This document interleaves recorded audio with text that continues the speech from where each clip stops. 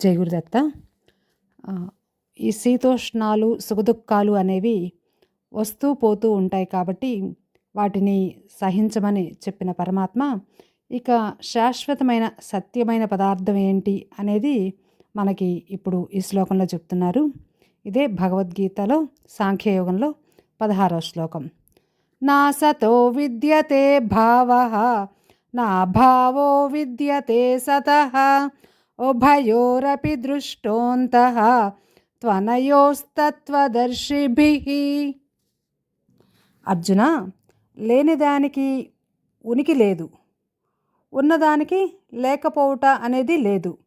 ఈ ఉండటం లేకపోవటం అనే ఈ రెండింటి యొక్క తత్వాన్ని, అంటే యథార్థమైన స్వరూపాన్ని తత్వవేత్తలు మాత్రమే తెలుసుకోగలుగుతారు అని చెప్తున్నారు ఈ శ్లోకంలో. ఈ ప్రపంచంలో అన్నీ మారిపోతూనే ఉంటాయి, దేనికి కూడా శాశ్వతత్వము అనేది లేదు కదా. మరి వినాశం లేనిది ఏంటి అంటే ఆత్మ ఒక్కటే. ఆత్మ అనేది ఎప్పటికీ నశించదు. ఇదే మనకు భగవద్గీత అందించే సత్యం. ఇదే గీతా జ్ఞానం. ఇటువంటి జ్ఞానాన్ని ప్రతిరోజు తెలుసుకుందాం.